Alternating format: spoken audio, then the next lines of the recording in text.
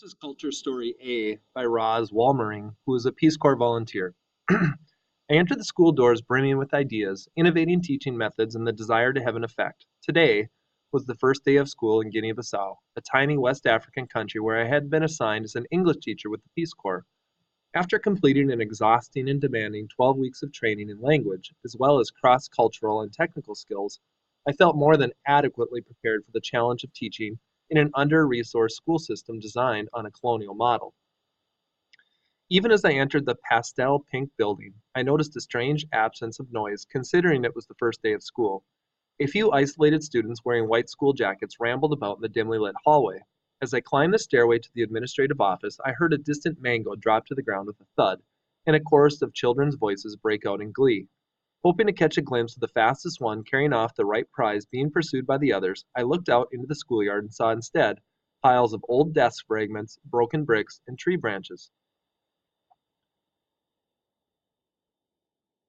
They must be cleaning the school grounds, I thought to myself when I entered the office. The principal and his assistant were looking at a class schedule posted on the wall and discussing the large number of teachers that still needed to be hired by the ministry.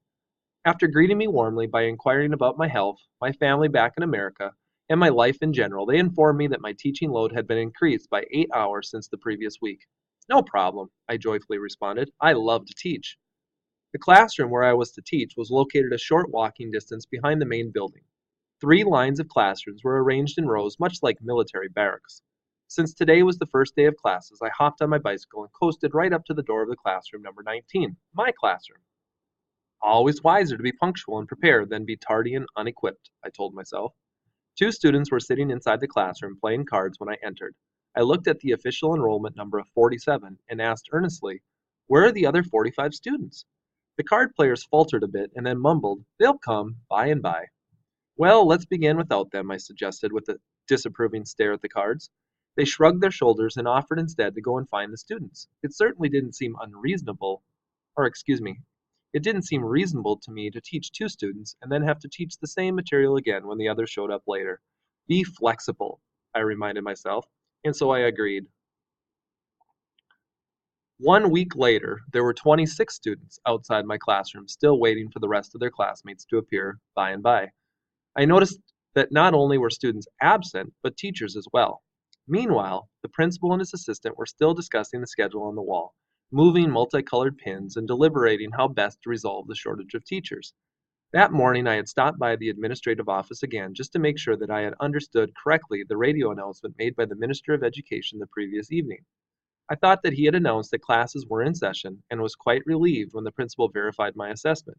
He assured me that I had understood the minister's announcement to the word and then asked me to teach an additional 2 hours a week. Lacking the experience to rebut his statement, "When there's a lack of teachers, we all need to pitch in a few extra hours," I nodded my head in consent. Considering that I wasn't actually teaching any student at the time, 2 extra hours didn't seem to be much of a burden, and I left, feeling only the slightest premonition that I might regret it later. By the end of week 3, I had managed to convince, cajole, and beg my students to enter the classroom. What other teachers did was their decision, I figured, but as for me, I was itching to do something other than wait on shore like a seafarer's wife. Once the students had entered, I discovered to my amazement that I couldn't get them to quiet down. Heedless of my request to pay attention, they continued to socialize. Daisy painted her nails and chatted with Aminata about her new discotheque called Temptation that had just opened across from the mosque.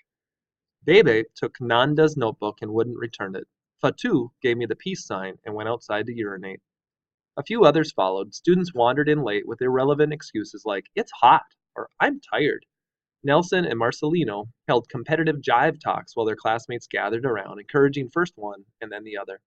Other students whose teachers were absent hung around the open windows, throwing crumpled up bits of paper to their friends. Others simply came to stare at me, a white woman who rode a bicycle to school. They shoved up against the outside wall, clambering over each other's backs, and stuck their heads in for a peek, yelling, white woman, there she is." The next day, still more window students appeared to torment me. Such behavior continued daily, and eventually I began to yell at them, "Get away from the windows," and resorted to pushing them out of viewing range. After 1 month at my new post, I reigned over 30 hours a week of complete disorder in a pseudo classroom kingdom. This is madness, I thought. For the next month, I devoted the first 20 minutes of class solely to establishing order and quiet. I was determined. I did this with gentle coaxes at first, but gradually evolved to using threats. I'll call the school disciplinarian, and offering sweet enticement. If you're good, I'll let you out early. Late students were not allowed to enter, regardless of their excuses. It seemed the only way to control the chaos. Once I had my students' attention, I made them copy page after page of notes from the blackboard into their notebooks. I planned to inundate their minds with grammar rules and vocabulary lists so they wouldn't have time to talk. Other times, I made them repeat sentences in unison as if they were Berlitz parrots. Audiolingual theorists suggest that language is acquired through repetition of recurring patterns, a proposition effectively demonstrated when I overheard my students mimicking me. Be quiet, go sit down.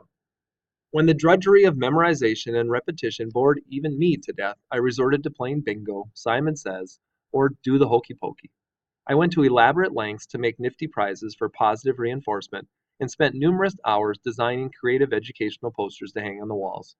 For a time, I concentrated on visual stimulation and drama to reinforce right brain learning. But the posters disappeared overnight, and the drama idea erupted one day during a production of a local folktale. I rather enjoyed their drama productions myself, and I figured they were reviewing English grammar and vocabulary by playing the games. But deep inside arose a persistent, nagging voice. Surely you can do more than babysit. Gradually, as my disciplinary measures evolved to resemble boot camp philosophy, my classes began to develop a catonic personality.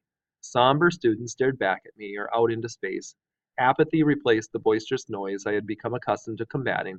They refused to open their notebooks until I had repeated the request 3 times. Orders and instructions mollified them, sure enough, but now they didn't seem to have opinions, concerns, or even interests. Some simply put their heads down and slept. Sit and listen they did, but participate and discuss and collaborate they didn't. I wrote in letters to my friends back home that paper plates had more personality than these kids. Their passive resistance soon infuriated me, and I yelled in frustration at them. I am here to help you. Don't you understand that? They stared at me in a dazed belief. What do you want? I implored them with open hands. Do you want me to entertain you? To treat you like military recruits? To punish you? They shrugged their shoulders and sighed. Teacher, we are pitiful. That's life. Go, I told them. Go home. Get out. They refused, of course.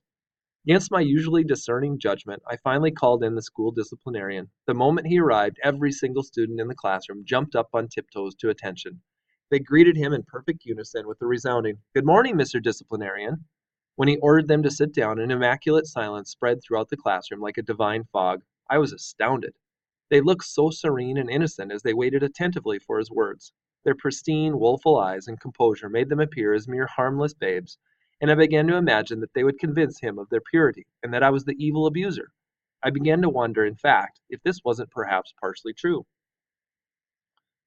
The disciplinarian picked out several students who were not wearing school jackets. In addition, he selected students who were wearing jackets but had not buttoned the top button. He accused and convicted them of intent to belittle their American teacher and expelled them for 2 weeks, dismissing them with a disparaging comment.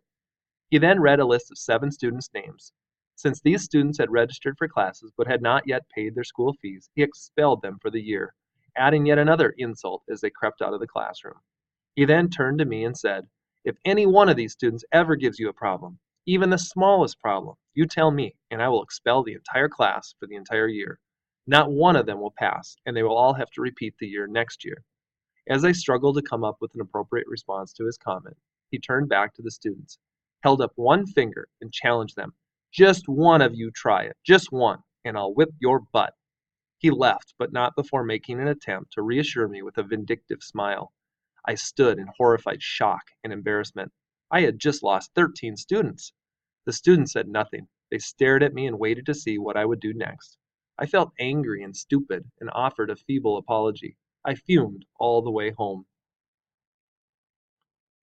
That night, I dreaded ever going back into the classroom again. I contemplated terminating my Peace Corps service and going home.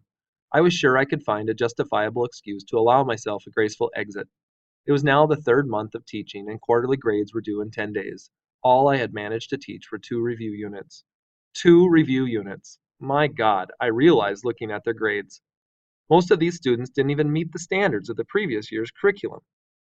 How did they manage to pass? I was tempted to flunk them all myself this time around, but what would that accomplish? I looked in dismay at the stack of 25 lesson plans I had diligently prepared during the late night hours of the past 2 months and realized that I would never implement them. So I switched strategies. That night, I drew up a no more list. No more colorful visual aids to catch their attention. No more fancy vocabulary and grammar handouts for them to grab eagerly. No more games and no more prizes. No more school disciplinarian to resolve the ongoing state of classroom crisis either. My next unit began with the following dialogue. Teacher, I am angry. I cannot teach because you do not respect me. Students, no, no, teacher, please, teacher, please. Teacher, I don't want to teach you. I'm leaving.